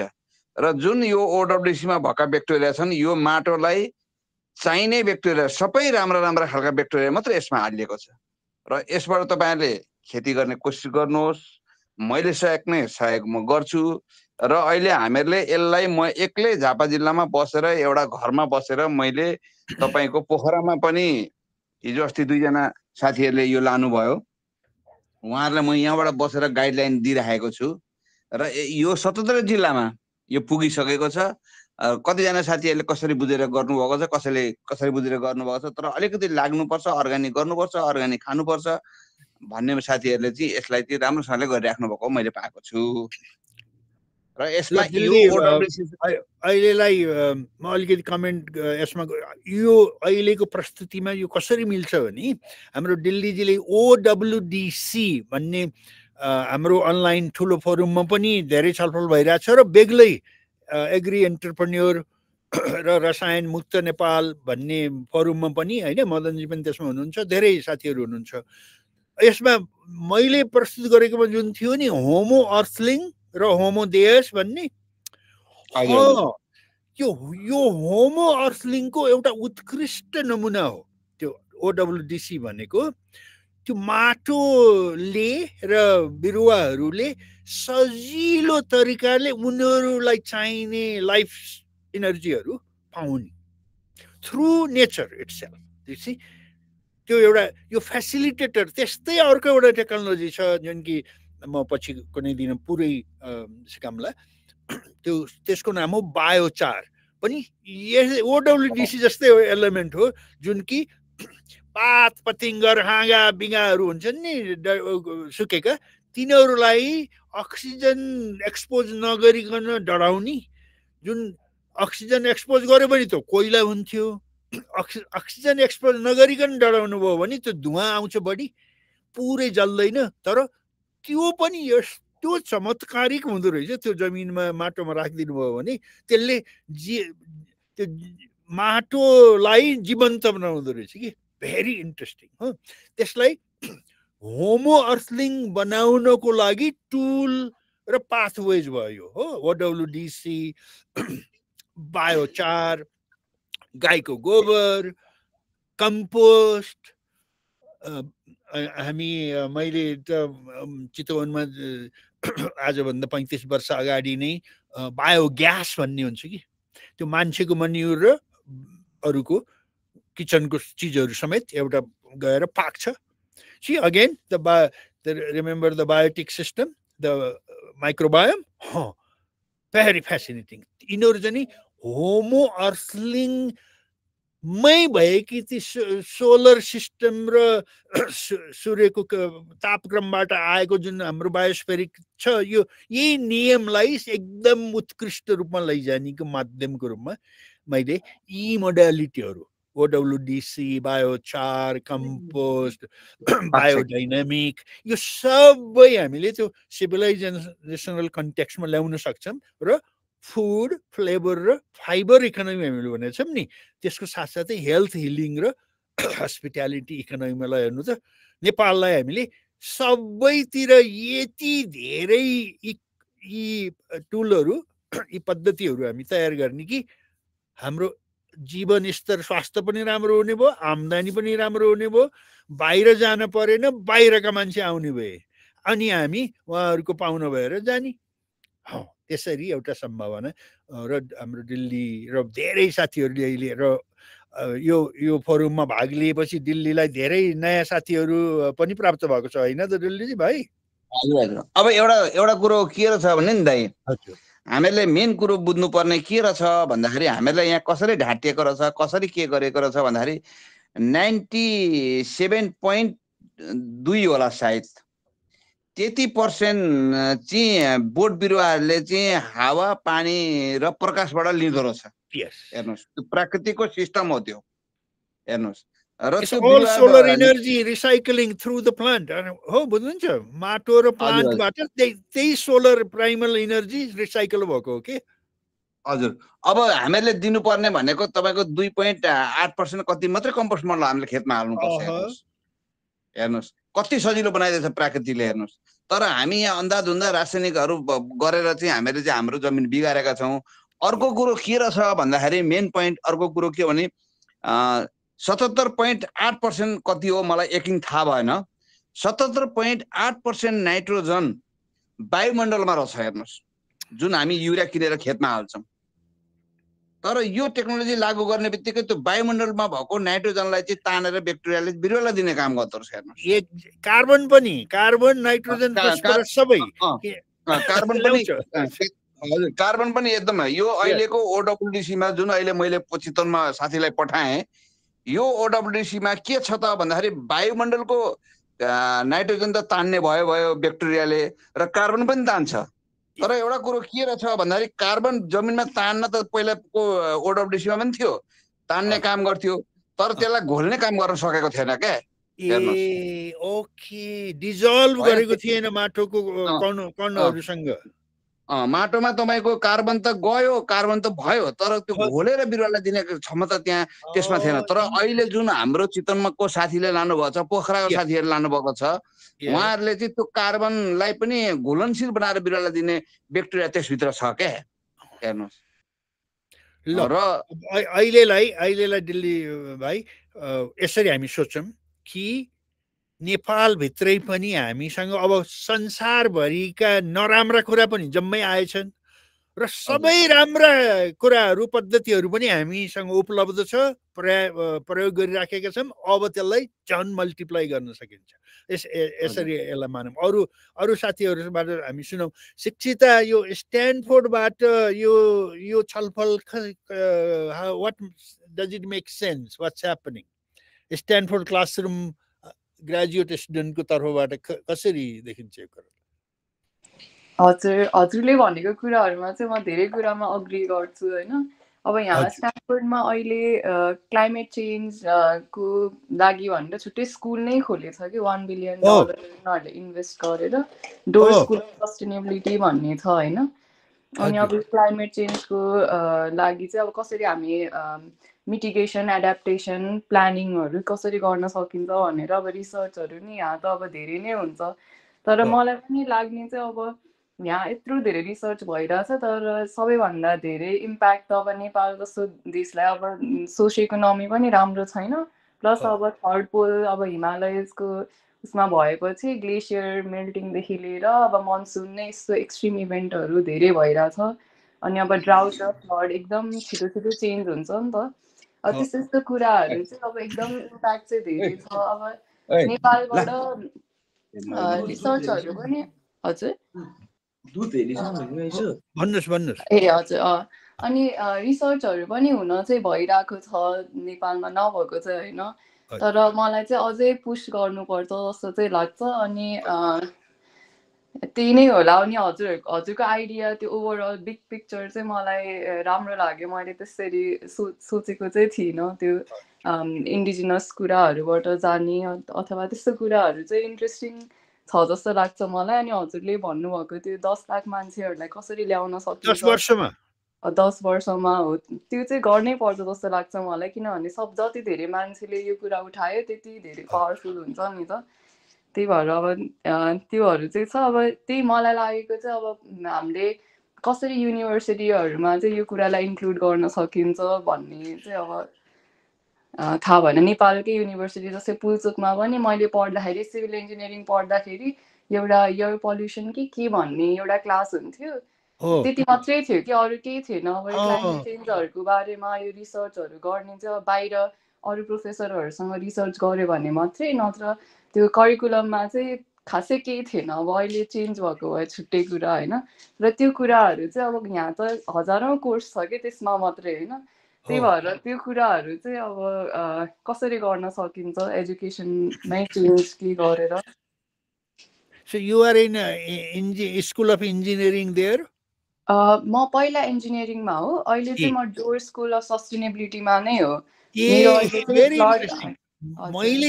मैले पिएचडी विद्यार्थीको रूपमा म त्यहाँ प्रोफेसर पनि भएँ र मेरो काम के थियो भने टेक्निकल इन्जिनियरिङ र टेक्निकल पढ्ने मान्छेहरू छन् नि, तिनीहरूलाई त्यो बेलामा हामीले एथिक्स अफ डेभलपमेन्ट भन्ने 4 क्रेडिटको कोर्स प्रत्येक क्वार्टर अहिले नै पढाउँथे। त्यसमा पुरै टेक्निकल मान्छेहरू आउँथ्यो कि साइन्स र technology डिपार्टमेन्टका। So I started teaching there as a doctoral student.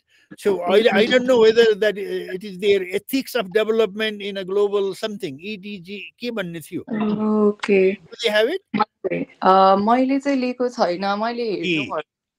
Anyway, one thing you and I could talk about is यदि म त्यहाँ 2-3 वटा प्रस्तुतिहरू यो लेभलमा अब एकदम एप्लाइड ऱ्यापिड इन्टेन्स र ट्रान्सडिसिप्लिनरी intervention, you see. Maybe we could involve some of those new schools like the School of Climate Studies and all that. So maybe you and I will talk separately. Samir, धेरै भयो तिम्रो कुरा बाबुको कुरा सुन्नु नपाएको के छ? How are you feeling now? 10 lakh youth in 10 years. सकिन्छ कसरी? हजुर, थ्याङ्क यू सर। मलाई चाहिँ एकदम कुराहरू चाहिँ एकदमै अप्टिमिस्टिक छु म यो कुरामा चाहिँ। अनि this is very much needed पनि होइन। अनि यसमा चाहिँ मेरो एउटा कन्सर्न भनौँ कि अब के भनौँ यो रिजनेटिभ थिङ्किङको कुरा गर्दाखेरि चाहिँ दिस इज नट समथिङ यो इजी कुरा चाहिँ होइन हामीले अब एउटा we are not changing method we are not changing input हामीले एउटा सिस्टम अथवा एउटा थिङ्किङ नै चेन्ज गर्दैछौँ अनि 10 लाख त्यो जुन हाम्रो नम्बर छ त्यो अचिभ गर्नको लागि चाहिँ एकदम ग्राउन्ड लेभलबाट नै जानुपर्छ कि लाइक माइन्डसेट थिङ्किङ त्यहाँबाट नै जानुपर्छ फार्मर्सहरूकै लेभलबाट सबै सानो लेभलबाटै जानुपर्छ अनि त्यसको लागि चाहिँ यो जति अगाडिको रिसर्च यो अगाडिको कुराहरू हुन्छ त्यति त्यो एक्सटेन्सनसँग रिलेटेड फार्मरहरूसम्म पुग्ने कुराहरू पनि त्यति नै इम्पोर्टेन्ट हुन्छ त्यही भएर त्यो कुराहरूलाई पनि अब कसरी हुन्छ जस्तै अब रिजनरेटिभ लर्निङ हब्सहरू बनाएर एउटा को डिजाइनको पार्टहरू जस्तो बनाएर अथवा बेसिक रेडियोहरूबाट स्टोरी टेलिङ यस्तो यस्तो कुराहरूबाट पनि रिजनरेटिभ नलेजलाई चाहिँ अझै मजाले डेसिमिनेट गर्नुपर्छ भन्ने चाहिँ मेरो पोइन्ट मैले चाहिँ त्यही कुरा सोचिरहेको थिएँ अहिले भर्खरै के गर्न सकिन्छ मदन समीर भनी हाम्रो सागरजी पनि यो सुन्नु होला कि एउटा strategy session like 10 lakh in 10 year को लागि त निकै ठुलो व्यापक यो त पुरा लाग्नु पर्यो नि सिस्टमै लाग्नु पर्यो हो र त्यसको लागि हामीले प्रिपरेसन चाहिँ अहिले गरिरहेछौँ है भाषा भोकाबुलरी अप्रोच वाइ भन्ने अब मलाई लाग्छ एउटा सिनारियो चाहिँ के हुनसक्छ भने 4 महिनामा एउटा चुनाव होला 4 महिनामा चुनावबाट त्यस्तो खालका मान्छेहरू इच्छा चाहिँ भएका मान्छेहरू आउनु होला एउटा डिसिजन मेकिङमा र हाम्रो समूहले यो लिएर जान सक्ने हुनु पर्यो कि करिकुलमका साथ डिजाइनका साथ र यो रिभर अप्रोच मलाई लाग्छ सबभन्दा राम्रो हो जसले गर्दा कि एउटा भावनात्मक पनि भयो नि त हामी त काली गण्डकी सभ्यता बनाउँदैछौँ भन्ने भयो कि हो माटो सुधार्दैछौँ पानी सुधार्दैछौँ खानपिन सुधार्दैछौँ भन्ने त भइहाल्यो तर सभ्यता पनि बनाउँदैछौँ भन्ने मलाई लाग्छ एकदम स्ट्रेटेजिकल्ली इम्पोर्टेन्ट कुरा हो जस्तो लाग्छ अब साथीहरूले कसरी लिन्छ हामी एउटा स्ट्रेटेजिक सेसन पनि गरेर मदन समीर र सागरजी मिलेर एउटा स्ट्रेटेजिक सेसन सायद 20-25 जना युवालाई ल्याएर यो कुराहरू पहिला उहाँहरूलाई युट्युबबाट सिकाउने अरू म थप्न पनि एकदम तयार छु धेरै कुरा बाँकी छ अनि हाम्रो स्ट्रेटेजिक सेसनहरू पनि गर्न थालौँ बिस्तारै 2-2 घन्टा एक हप्तामा 2-2 घन्टा जसले गर्दा कि प्रत्येक कम्युनिटी कलेजले के गर्ने हो हैन बुर्तिबाङको कलेजले के गर्ने हो बर्दिवासको कलेजले के गर्ने हो हैन गैडाखोटको कलेजले के गर्ने हो रामदीको कलेजले के गर्ने हो हाई स्कुलहरुमा के हुने हो पालिकाहरुमा के हुने त्यो मैले म्याप गरेछु त्यो के हुन सक्छ तर अब विल पावर पोलिटिकल विल त बाँकी नै अहिलेको सिस्टमले त त्यो उनीहरु त प्रमोद अमेरिकाबाट आयो मलाई डलर कमिसन कति दिन्छौ भन्ने खालको थियो वातावरण मैले त सानै अहिले सुरु नगरेको कारण त्यो पनि थियो र जेएनजीले कसरी ब्रेकडाउन गरिदिनु भयो म त अति कृतज्ञ म त I am grateful to them because they did the breakdown अब ब्रेक थ्रु गर्ने काम चाहिँ बाँकी नै छ है त्यसै अटोमेटिकली हुनेवाला छैन फेरि पुरानै चिजहरू रिपिट हुन सक्छ ल अब किरणजी तपाईले केही भन्न चाहनुहुन्छ हजुर धेरै धेरै धन्यवाद हजुरको यो सेसनको लागि एकदमै इन्रिचिङ रह्यो भनौँ हैन अब जस्तै म पनि अहिले मदनजीसँगै एकदम नजिकले यो अलिकति रिजेनेरेटिभ भ्याल्यु चेन कसरी बनाउन सकिन्छ भनेर सँगसँगै काम पनि हामी गर्न खोजिरहेका छौँ केही पहलहरू सुरु गरिरहेका छौँ त्यो बाहेक पनि म आफै पनि अहिले यो हाम्रो संयुक्त राष्ट्र सङ्घको कृषि तथा खाद्य सङ्गठनमा पनि नेपालमा चाहिँ यो मूल्य श्रृङ्खला भ्याल्यु चेनको स्पेसलिस्टको रूपमा काम गरिरहेको छु र सकेसम्म चाहिँ लोकल हाम्रा स्थानीय हैन किसान साना स्केलका हाम्रा उद्योग कर्मीहरूलाई कसरी चाहिँ अलिकति मोर यो रिजेनेरेटिभकै कन्सेप्टहरू अर्ग्यानिक एग्रो इकोलोजी डाइनामिक फार्मिङहरूको कन्सेप्ट जसले चाहिँ अलिकति माटोसँग नजिक हैन त्यसपछि नेचरसँग नजिक प्रकृतिसँग नजिक कसरी काम गरेर चाहिँ अहिलेका विश्वव्यापी ठुल्ठुला समस्याहरू समाधान गर्न सकिन्छ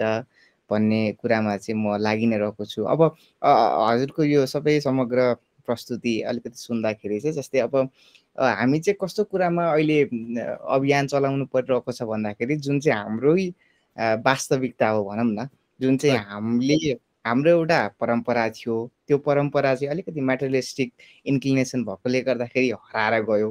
अब हामी त्यहीँ फर्किनु पर्नेछ होइन। अब एउटा समाज एक ठाउँमा पुगिसक्यो, फेरि फर्काउनको लागि चाहिँ अलिकति धेरै नै चुनौती, अघि समीरजीले भनेको कुरामा पनि म अलिकति सहमत छु। चुनौती चाहिँ एकदमै धेरै हुन्छ क्या। त्यो हुँदाखेरि चाहिँ अब कसरी चाहिँ राइट सेट अफ स्ट्राटेजीहरू हामीले ड्र गर्ने, डिफाइन गर्ने होइन, जसले गर्दाखेरि चाहिँ जुन कुरा चाहिँ हामीले जुन अब पुरै उलटफेरै बदल्नु पर्ने छ त्यसमा चाहिँ अलिक छिटो र अलिक इफेक्टिभ वेमा कसरी पुग्न सकिन्छ भनेर चाहिँ एकछिन विचार विमर्श गरेर यो हाम्रो फेडरल लेभलमा के कस्ता रोलहरू होलान्, लोकल लेभलमा कस्ता रोलहरू होलान् र म्युनिसिपालिटी लेभलमा मैले धेरै सम्भावना देख्छु। तर उहाँहरूसँग पनि यो ओल्ड भ्यू र स्ट्राटेजी ज्ञान अथवा आवश्यकता थाहा छैन नि, उहाँहरूसँग काम गर्न धेरै प्रयास गर्नुपर्छ होला जस्तो लाग्छ मलाई। त्यस कारणले मैले के सोचिरहेको छु भने एउटा म्युनिसिपालिटीहरूको लागि बेग्लै एकाडेमी, यो रिजनेटिभमा जानलाई उहाँहरूको लागि अर्कै एकाडेमी खोलिदिनु पर्यो। म्युनिसिपलको ल रेगुलेसन भित्र के गर्न उहाँले सक्नुहुन्छ।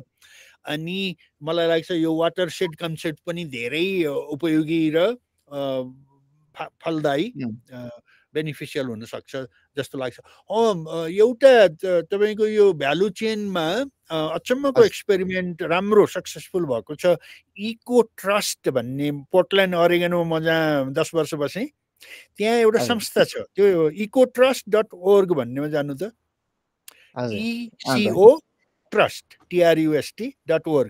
उनीहरूले आजभन्दा 30 वर्ष अगाडि यो सुरु गरे। कसरी भने यदि स्यामन त्यो माछा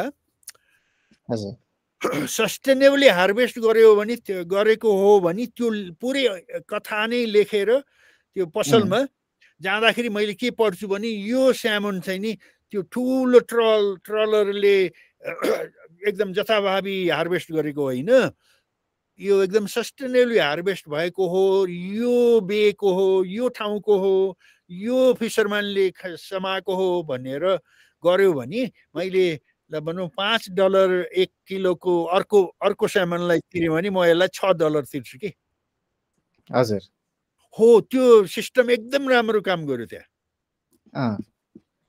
अनि त्यो अहिले इको ट्रस्ट अहिले न्युजिल्यान्डमा पनि जहाँ स्यामन पाइन्छ त्यहाँ पुगेको छ। यो क्यानाडामा पनि छ, अस्ट्रेलियामा पनि छ। राम्रो गरी हेर्नु होला उनीहरूको स्ट्रेटेजी ecotrust.org है त। त्यही त नेपालमा पनि हामी केही अब मेरो काम अहिलेका कामहरू पनि केही हदसम्म यस्तै कुराहरू अलिकति जस्ता यो भ्यालु चेनमा अलिकति ट्रेसेबिलिटी कसरी बढाउन सकिन्छ र त्यसलाई चाहिँ मार्केटिङ र ब्रान्डिङमा, किनभने जति पनि हामी रिजनेटिभ प्रोडक्टै बनाऊ या त एग्रो इकोलोजीका प्रोडक्टहरू बनाऊ, अर्ग्यानिक बनाऊ, लास्टमा त किन्ने त कन्ज्युमरले जबसम्म किन्दैन तबसम्म त इकोनोमी त हामीले जुन परिकल्पना गरिरहेको छौँ ट्रान्सफर्मै हुँदैन नि त। यता प्रोड्युसर लेभलबाट जतिसुकै इन्सेन्टिभ भएर जतिसुकै प्रोडक्सन भए पनि जबसम्म त्यसले बजार पाउँदैन होइन, राम्रो बजार र राम्रो प्रिमियम प्राइस पाउँदैन तबसम्म चाहिँ अलिकति त्यो जुन हामीले परिकल्पना गरिरहेका यो जुन रिजनेटिभको अन्डरस्ट्यान्डिङ छ त्यो चाहिँ अलिकति त्यो लेभलमा हामीले सम्पन्न गर्न सक्दैनौँ। त्यो हुँदाखेरि चाहिँ अब अहिलेको पहल पनि हाम्रो त्यही नै हो भनौँ न। सकेसम्म चाहिँ कुनै पनि सस्टेनेबली प्रड्युस भएको छ या त कुनै माउन्टेनको परिवेशमा चाहिँ एकदम माउन्टेन फार्मरले अलिकति हार्डसिप गरेर प्रड्युस गरिरहेछ भने त्यसलाई कुनै न कुनै मार्फतबाट देखाऊँ होइन, बजारमा देखाऊँ, बजारमा कन्ज्युमर अवेरनेसलाई अलिकति बढाऊँ, ब्रान्डिङका जुन पाटाहरूलाई अलिकति बढाऊँ र त्यसलाई चाहिँ राम्ररी कनेक्ट गराएर चाहिँ प्रड्युसरलाई पनि यसो इन्सेन्टिभ होस् क्या। त्यसपछि चाहिँ मार्केट पाएपछि त उसले अझ त्यो रिजनेटिभ अथवा एग्रो इकोलोजीमा जानलाई पनि उत्सुक हुन्छ नि त। त्यही भएर यो कुराको चाहिँ अलिकति डाइमेन्सन बजारसम्मको पर्सपेक्टिभलाई चाहिँ अलिक राम्ररी जोड्नुपर्छ। अब यो इको ट्रस्ट चाहिँ अलिकति प्राइभेटवाला अर्गनाइजेसन होला, यो हामी चाहिँ सरकार गर्न सक्छ भनेर अलिकति मनन गर्नुपर्छ होला। तर यिनीहरूले त्यो म्युनिसिपल र काउन्टी लेभल हुन्छ हाम्रो यहाँ र स्टेट लेभल हुन्छ कि, लाइक अरेगन स्टेट होइन, त्यसमा पनि प्रभाव पारेको छ। जे होस् त्यो हेर्नु होला how they define the bioregional economy and all that. ल जे होस् छविलालजी तपाईँको छोटकरीमा केही छ भने सुनौँ, नभएदेखि तपाईँको कुरा पर्सि आइतबार हामी धेरै सुन्छौँ। अनि मदनजीले कन्क्लुड गर्नु होला। ए हुन्छ सर, मैले पर्सि नै हुन्छ मेरो। म अलिकता थोरै अब सरले यहाँ भनेको कुरा एकदमै हामीलाई युजफुल छ, किनभने सिस्टम थिङ्किङ होलिस्टिक एप्रोच चाहिँ हो।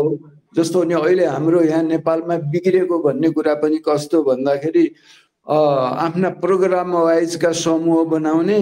जस्तो मेरो पुरानो अनुभव छ, एउटा चाहिँ तरकारीको प्रोजेक्ट आयो, बाख्रा खतम गर्यो, तरकारी बाख्रा खाइदिन्छ भनेर बाख्रा क्लोज गर्यो।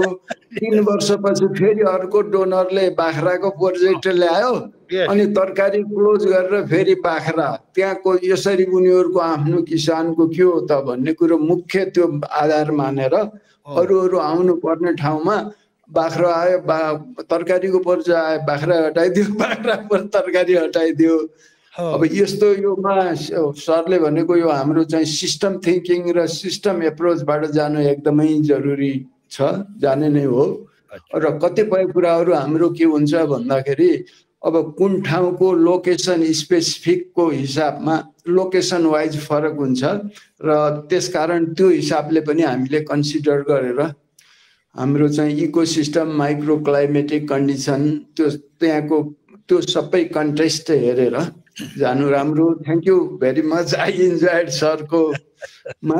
अब पर्सि चाहिँ मैले सरलाई त्यो स्लाइड पनि पठाएको थिएँ, केही पिक्चरहरू त्यहाँको स्थानीय मिसाउनुहोस् न, आइडियाको रिप्रेजेन्ट गर्ने पिक्चर के अलिकता हुन्छ सर, थोरै प्लान्ट पनि मान्छे पनि ठाउँ हुन्छ। हस्, पर्सि चाहिँ अब त्यो चाहिँ म तयार गर्छु। ल मदनजी तपाईँबाट केही कन्क्लुडिङ होस् र अब यसलाई अहिलेलाई क्लोज गरौँ। हुन्छ, धन्यवाद गुरु। एकदमै राम्रो इन्साइट्सहरू आएको छ। अबको हाम्रो मेन मुद्दा भनेकै यही कुराहरूलाई कसरी मेन स्ट्रिम गर्न सकिन्छ भन्ने नै हो। हामी चाहिँ अब बिस्तारै इमर्ज नै भइरहेछौँ, यसरी जोडिराखेका छौँ विभिन्न माध्यमबाट। र अबको हाम्रो प्रयास पनि एउटा साझा प्रयासको रूपमा चाहिँ हुनुपर्छ। र सबैभन्दा ठुलो चाहिँ ट्रान्सफर्मेसन हामीले तलबाट त गर्न सकिन्छ नै त्यो समुदाय स्तरमा, तर चाहिँ एउटा एप्रोच चाहिँ माथिबाट पनि जानुपर्छ, जहाँ चाहिँ अबको जुन एउटा डिसमेन्टल भयो जेनजीको बाट सबै एउटा ब्रेकडाउन भयो भनौँ होइन, एउटा जुन सिस्टम थियो अथवा चाहिँ एउटा जुन दूषित एउटा प्रविधि थियो, त्यसमा चाहिँ हामीले कसरी पोजिटिभिटी र यस्तो नोभेल चाहिँ आइडियाजहरू होइन, फिलोसफी साथसाथै यो फ्रेमवर्कहरू कसरी यो अबको स्टार्टिङबाटै अब जुन रिबिल्डिङको प्रोसेस छ होइन, अब विभिन्न पोलिटिकल पार्टीहरू पनि मर्ज भइरहेको छन्, विभिन्न चाहिँ नयाँ दलहरू पनि खोल्ने प्रक्रिया छ।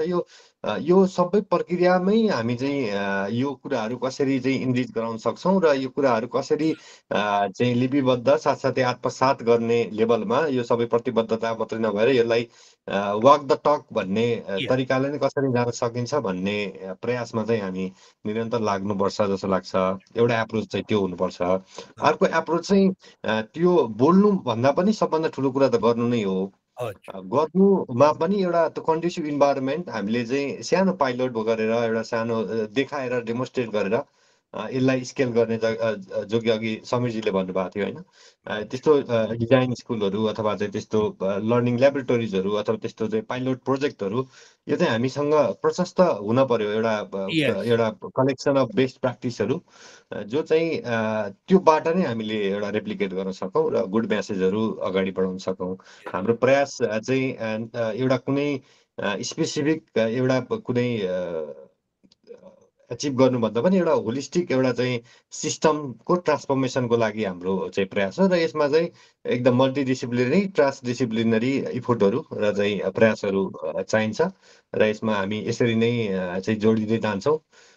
विभिन्न चाहिँ अब यो हाम्रो आफ्नै रुटहरू साथै अहिलेसम्म भएको चाहिँ हाम्रो ज्ञान होइन विभिन्न युनिभर्सिटीबाट साथसाथै विभिन्न इन्टरेक्सनबाट आएको ज्ञानहरूलाई सबै एकै ठाउँमा एउटा भकारीमा ल्याएर राख्ने र त्यो भकारीलाई चाहिँ अब राम्रोसँग चाहिँ निफनेर केलाएर त्यसलाई चाहिँ पिनेर कुटेर पकाएर पस्किने बेला चाहिँ आएको छ। अब त्यही प्रयास चाहिँ जारी राखौँ भन्दै अब आजको सेसनलाई यही अन्त्य गर्नको लागि प्रमोद गुरुबाट केही 2 शब्द चाहिँ अन्तिम कन्क्लुडिङ रिमार्क्सको रूपमा राखेर बिदा हुन चाहन्छु।